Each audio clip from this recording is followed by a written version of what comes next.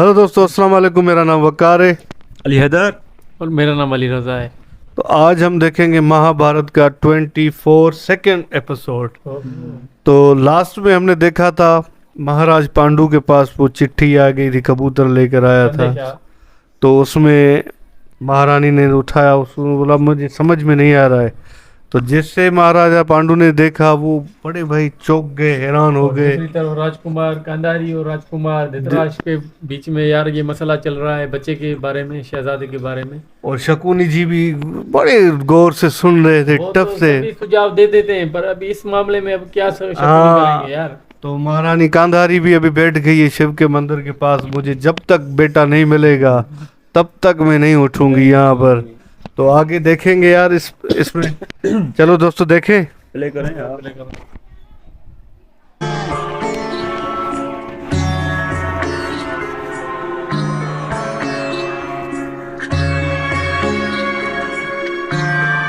आर्य, क्या ये सत्य है कि राजा और राजपत्नी के प्रेम की कड़ी संतान से जुड़ी होती है? ऐसा प्रश्न क्यों कुंती? मुझे जीजी की चिंता हो रही है आर्य। बहुत कठिनाइयों के बाद उन्होंने ज्येष्ठ भ्राता का प्रेम पाया है। कहीं फिर से व्यर्थ चिंता कर रही हो कुंती। यहाँ संतान तो पहुंच प्रेम का एपिसोड फल पूरा है, प्रेम का कारण नहीं। मैं तुम्हें और माधुरी को संतान नहीं दे सकता, तो क्या मेरे प्रति तुम्हारा प्रेम कम हो गया है? नहीं आर्य, स्वप्न में भी नहीं। तो भाभी श्री की चिंता मत करो। ये दुर्भाग्यपूर्ण समय है कुरुवंश के लिए। ये समय भी अवश्य ही बीत जाएगा। नजर लग गई है किसी की है? दोनों भाइयों को वृक्ष का अंत नहीं होता। वसंत नए पर्ण लेकर अवश्य आता है कुंती। कुरुवंश के लिए भी परमात्मा ने कोई योजना अवश्य बनाई होगी कुंती। आप कितने धीरज से भरे और सहनशील हैं आर्य। यही तो क्योंकि कुरुवंश ने ऐसा दुर्भाग्यपूर्ण समय पहले भी देखा है कुंती। मेरे पिता विचित्र वीर की मृत्यु के समय कोई उत्तराधिकारी नहीं था। तब ताजश्री और राजमाता ने महर्षि वेद व्यास को नियोग के लिए प्रार्थना की थी। नियोग आर्य? हाँ, जब कोई समर्थ ऋषि बिना किसी स्वार्थ के केवल लोक कल्याण के लिए किसी स्त्री को पुत्र प्राप्त करने में सहाय करे, उसे नियोग कहा जाता है। ऐसी स्थिति में जो संतान प्राप्त होती है वो स्त्री के पति की ही संतान मानी जाती है। वो संतान मंत्र शक्ति से उत्पन्न होने वाली संतानों की भांति शुद्ध होती है। पर पति जीवित हो तो शास्त्र नियोग की अनुमति नहीं देता।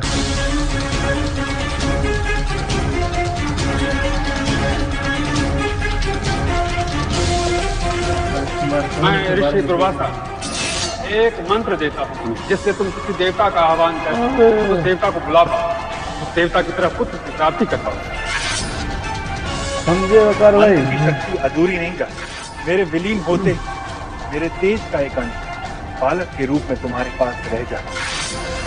पति जीवित हो तो ये मंत्र नहीं काम करेगा, मतलब करना ही नहीं चाहिए। ये बड़ी गलती हो गई।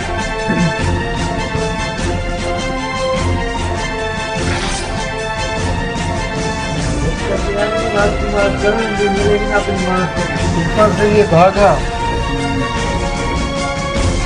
बोलो।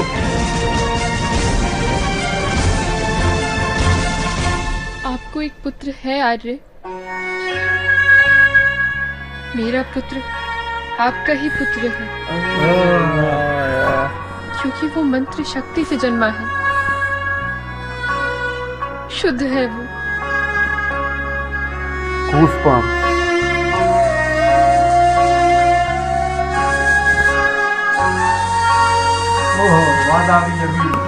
मतलब वो अभी पांडु जी का ही बेटा कहलाएगा। हाँ यार,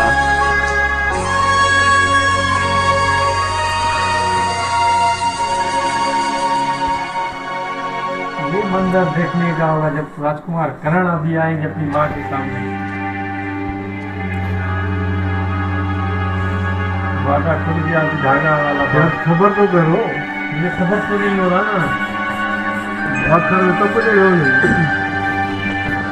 आप अवश्य पूछेंगे आर्य कि ये बात मैंने आपको पहले क्यों नहीं बताई, परंतु आर्य मेरा हृदय कह रहा था कि पुत्र की कामना करना, मातृत्व की इच्छा करना मेरा स्वार्थ होगा। आपको मिला श्राप भोगना मेरा प्रथम कर्तव्य है, इसलिए मैं मौन रही। कौन सी बात कुंती?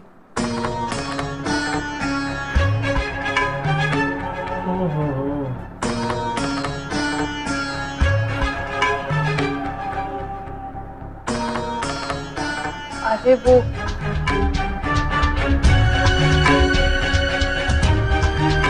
मुझे ऋषि दुर्वासा ने एक वरदान दिया था। उन्होंने मुझे एक मंत्र दिया था।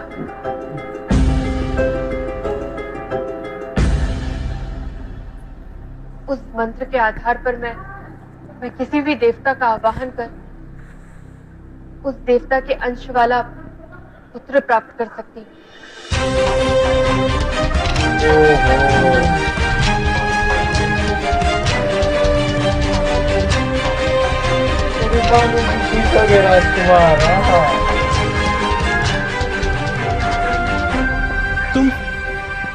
तुम सत्य कह रही हो कुंती? हाँ अरे, बिना गर्भ धारण किए मैं पुत्र प्राप्त कर सकती हूँ।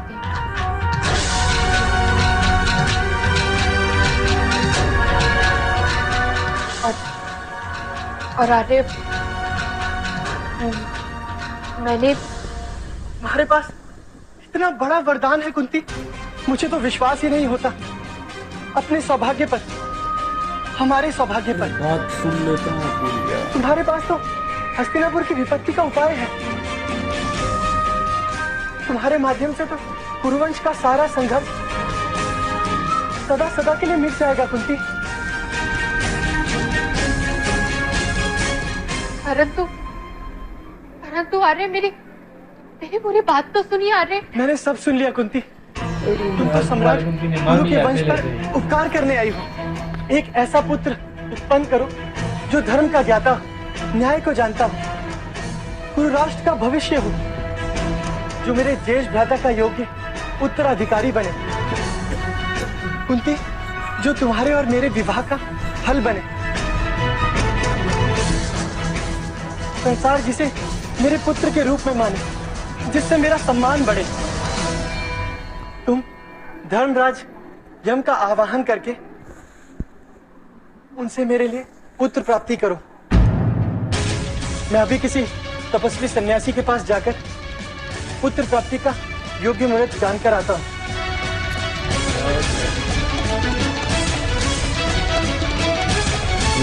यमराज से पुत्र मांगो, ये तो सूर्य देव ने दे दिया।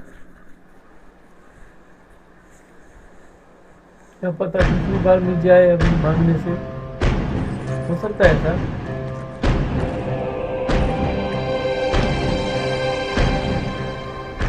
क्या विधान है ग्रहों का आचार्य जैमिनी? गांधारी के गर्भ का प्रसव क्यों नहीं हो रहा? इस प्रश्न कुंडली के आधार पर मैं यही कह सकता हूँ, इस समय हस्तिनापुर के भाग्य में उत्तराधिकारी को प्राप्त होने का समय शीघ्र है महाराज। इस समय आकाश में ग्रहों की स्थिति अत्यंत शुभ है। प्राप्त होने वाला पुत्र धर्म को मानने वाला, स्थिति प्रज्ञ और न्यायदर्शी होगा। एक और आप ये कह रहे हैं कि शीघ्र ही राजवंश में संतान का जन्म होगा, दूसरी ओर आप ये नहीं बता पा रहे कि गांधारी की प्रसूति क्यों नहीं हो रही। यदि आप ज्योतिष हैं तो बताएं, इन घटनाओं का रहस्य क्या है?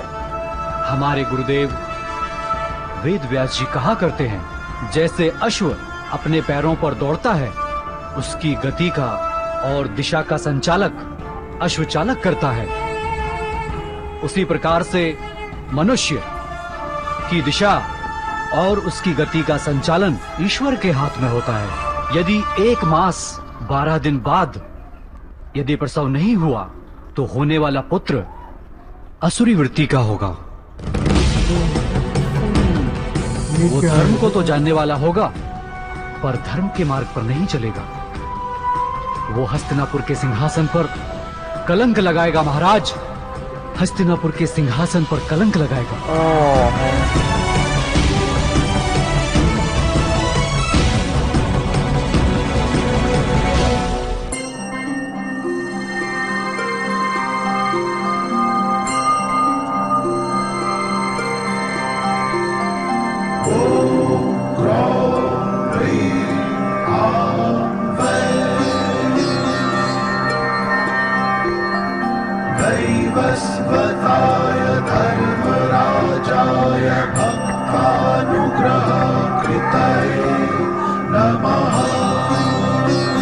दूसरी बार भी मंत्र काम कर रहा है भाई।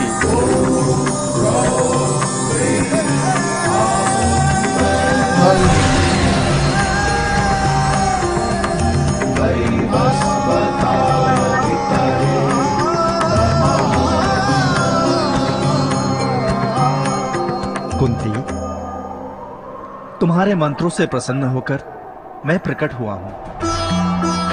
तुमने इस मंत्र के माध्यम से मेरा आवाहन किया है, इसलिए अवश्य ही तुम्हें संतान की कामना होगी।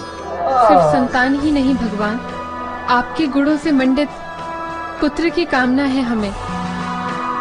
ऐसे पुत्र की कामना है हमें जो धर्म में सदा दृढ़ रहे, जो सुख दुख में हस्तिनापुर की प्रजा का मार्गदर्शन करे, जो मेरे पूर्वजों के संतोष का कारण बने। तुम दोनों धन्य हो जिन्हें किसी भी प्रकार की सत्ता एवं संपत्ति से पहले धर्म का विचार आता है। धर्म का आधार होता है करुणा, करुणा का आधार होता है न्याय, और न्याय का आधार स्थिरता।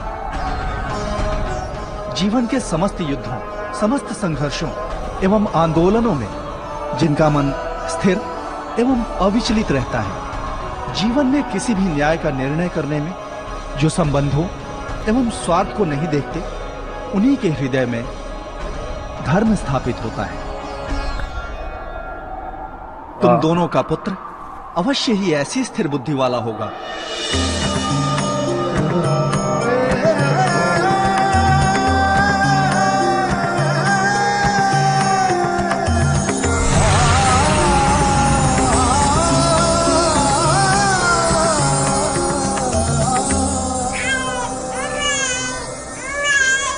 चलो ये पुत्र मिल गया यार।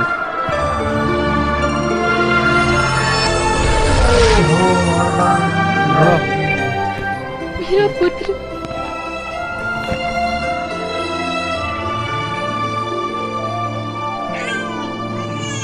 मेरा पुत्र।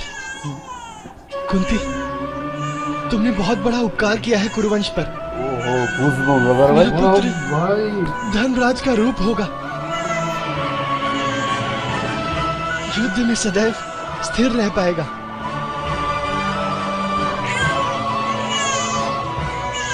मेरा पुत्र युधिष्ठिर।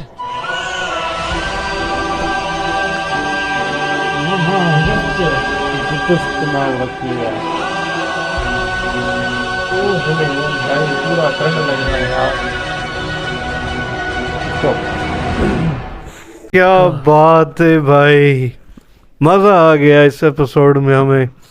तो महाराज पांडु को आखिर उसको बेटा भी मिल गया, तो उसको भगवान पहले तो राजकुमार कर्ण तो मिला ना मंत्रों से, दूसरी बार भी मंत्र काम कर गए। हाँ, हम यही समझे थे कि अब एक बार हो गया सो हो गया, लेकिन नहीं, मंत्र काम करेगा, अभी भी काम करेगा।